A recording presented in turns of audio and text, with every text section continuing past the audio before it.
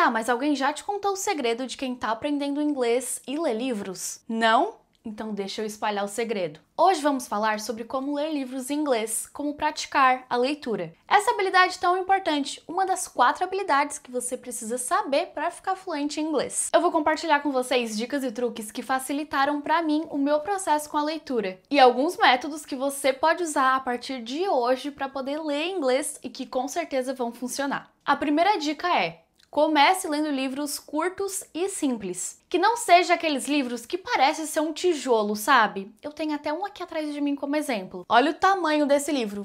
Isso daqui é um tijolo. Você não precisa ler um livro desse tamanho para praticar a leitura do inglês. Pode ser um livro que tenha uma linguagem mais simples, mais fácil de você entender. Não precisa ter 600 páginas, nem ser um artigo científico de astronomia. Você pode sim praticar a sua leitura lendo livros, por exemplo, de contos infantis. Um livro que tenha palavras novas para você aprender. Claro que não pode ser um livro tudo só com palavras que você já conhece, porque você está lendo para aprender coisas novas. Então, se só tiver palavras que você já conhece, você não vai estar aprendendo nada de novo. Mas como que você pode ler esse livro? Eu vou te passar um método mais fácil, mais prático e mais rápido. Vamos começar pela pergunta que eu recebo direto, que é sobre onde encontrar livros em inglês. Meu direct fica cheio de perguntas como: Ana, onde você encontra livros em inglês para comprar? E a resposta é bem simples. Eu compro lá pela Amazon, eu acho melhor comprar pela Amazon até por conta do Kindle, porque eu mando diretamente pro Kindle. Então eu compro um livro lá em inglês na Amazon e com um clique apenas vai instantaneamente pro meu Kindle. Eu só compro e já vai estar lá na minha biblioteca. Para quem não sabe o que é um Kindle ou ficou interessado, pode clicar no link aqui da descrição que eu vou deixar o link do Kindle, que é isso daqui que eu tenho para ler. Mas por que eu vejo vantagem no Kindle? É que parece que ele foi feito pensando na pessoa que aprende outro idioma, sabe? Sério, tem várias funções ali que deixam o processo da leitura muito mais ágil. Sabe aquela coisa chata de ter que parar a leitura, fechar o livro, pegar o celular, pesquisar a palavra que você não conhece e aí depois tem que voltar para a leitura, isso tudo, que é muito chato e demorado? Então, no Kindle você não precisa fazer nada disso. Você pode simplesmente clicar na palavra e vai aparecer a tradução. Simples assim. Você consegue perceber como fica mais dinâmico? Sem contar de outra função que tem, que é dos flashcards. Então, cada palavra que você clica para ver a tradução, eles já entendem que você não conhece aquela palavra. Então, vai tudo para a área feita pelo próprio Kindle, tá? Automaticamente, que é de flashcards. E aí você pode simplesmente a qualquer momento do seu dia ir lá revisar as palavras que você clicou para ver a tradução dos livros que você tá lendo. E aí você vai conseguir aprender muito mais vocabulário e revisar. Segunda coisa que você precisa fazer é se comprometer a ler todo dia um pouquinho. O importante é você criar esse hábito de colocar a leitura na sua rotina. É natural que a gente seja melhor naquilo que a gente faz mais. Então, se todo dia você lê, nem que seja só um pouquinho em inglês, você vai ser melhor do que a sua versão de antes que não lia nada. Começa com uma meta pequena, tipo assim, ler a cada dia de 5 a 10 páginas. Se você não gosta muito de ler, se você está se obrigando a ler, você pode começar ali com 5 páginas por dia. E vai alimentando esse hábito até se tornar uma coisa normal e automática no seu dia a dia, igual escovar o dente. O hábito ele também traz costume com o idioma. Então, cada vez que você lê inglês, ele se torna uma coisa mais familiar. Você fica mais acostumado com o inglês, sabe? Então, imagina todo dia ler inglês. Daqui a um tempo você vai estar quase dominando essa habilidade. Mas ok, deixa eu esclarecer uma coisa. Não, você não precisa entender tudo, você não precisa entender 100% das palavras que estão escritas no livro. Não existe essa necessidade. Se você tinha esse pensamento, já pode apagar ele. Se você abrir, nesse exato momento, um livro do Machado de Assis ou da Clarice Lispector, eu assim, ó, quase certeza, 99% de chance de que vai ter várias palavras ali que você não vai conhecer.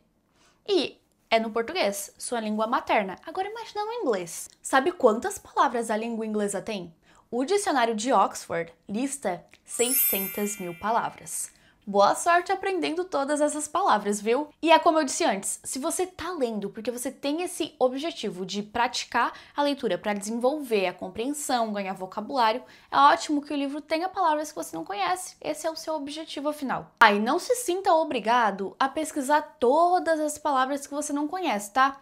Eu sei que fica muito cansativo ficar parando e procurar 10 palavras a cada página que você lê. Então procure só as que são essenciais para o contexto, para você poder entender o que está acontecendo na história, né? Se for só uma palavra que está descrevendo uma lâmpada, pode pular. Você precisa desenvolver esse dom de saber analisar as palavras e conseguir distinguir aquelas que são importantes para a história e aquelas que não são. Se você consegue seguir a leitura sem problemas, mesmo sem entender aquela palavra, Só segue. Mas claro que isso tudo depende do seu nível de inglês. Se você conhecer, por exemplo, de 800 a 1000 palavras no inglês, você vai conseguir ter uma compreensão boa de um texto normal. Você pode fazer sabe o quê para conhecer as principais palavras, caso você ainda não saiba? Pesquisar aqueles vídeos de 100 palavras mais usadas. Inclusive, eu tenho um vídeo desse aqui no canal e eu vou deixar aqui no card para você assistir. É importante você já saber os pronomes, os numerais, as preposições, os artigos, para você não pegar um livro e ficar boiando a maior parte do tempo. Particularmente, eu gostava de ter dois momentos. A leitura para ganhar vocabulário e a leitura por lazer. Às vezes eu só tava ali deitado na cama antes de dormir, eu só queria ler um pouco de livro ali de fantasia, não tava muito afim de ficar estudando ativamente ali, procurando palavras.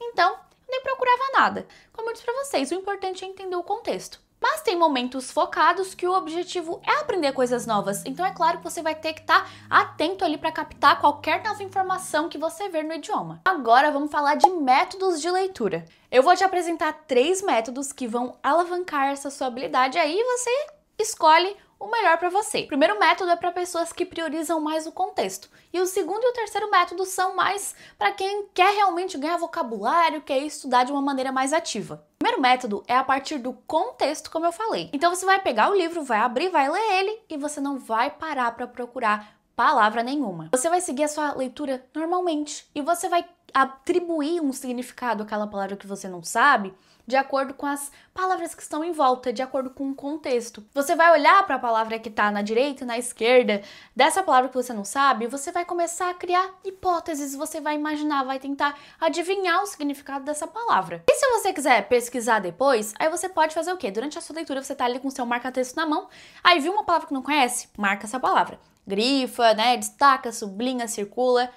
Faz alguma coisa assim para depois da leitura você ir lá ver ela. Se for no Kindle, você também pode fazer isso, porque o Kindle tem como você marcar, né, destacar palavras ou frases. É até melhor se for um livro que você já leu em português, porque aí você já vai saber o contexto, já vai saber o que está acontecendo, vai ser mais fácil de você adivinhar, né, de você criar uma hipótese para o significado daquela palavra. O segundo método é um pouco diferente, porque você vai precisar daquela sua habilidade de saber diferenciar palavras que são importantes das palavras que não são importantes. Nesse método, você vai parar a sua leitura, mas só nos casos das palavras que são importantes para o contexto e você não consegue saber o que elas significam. Se não tem como continuar a leitura é porque é uma palavra importante. Já pensou, digamos que Star Wars fosse não um filme, mas fosse um livro. Aí na parte que o Darth Vader fala pro Luke que I am your father, eu sou seu pai, você não sabe o que a palavra father significa.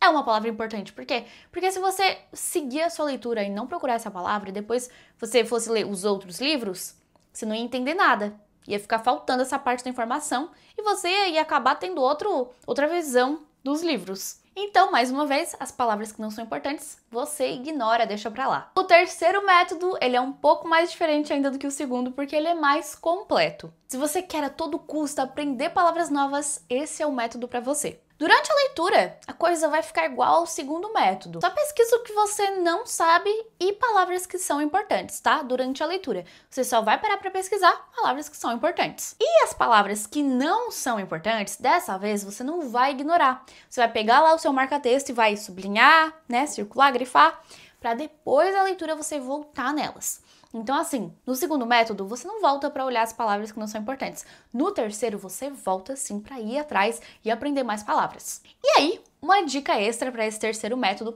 é para você, depois da leitura, você cria um texto, monta um texto você mesmo sobre essas páginas que você acabou de ler do livro. E aí, tenta nesse texto usar essas palavras que você aprendeu. Por exemplo, se você aprendeu ladder, que é escada. Aí você vai no seu texto usar a palavra letter, porque você está contando o que aconteceu nessas páginas do livro. E aí você vai usar ali o que aconteceu com a escada, letter, qual foi o papel ali da escada no livro, nas páginas, o que o personagem fez com a escada. Conta ali, usa essas palavras para você usar mais uma vez, para reforçar essa palavra ali no seu cérebro. Isso é mais fácil de memorizar e você revisar também depois, se você quiser voltar e ler esses textos. E antes da gente terminar, eu só queria te lembrar que se você quiser aprender inglês comigo do zero ao avançado, é só clicar no link que vai estar aqui na descrição também. E não se esquece de curtir o vídeo, de dar o hype e de se inscrever aqui no canal se você ainda não é inscrito. Ativa também as notificações para não perder nada. E me segue lá no Instagram que eu vou deixar aqui na tela. Bye bye, see ya!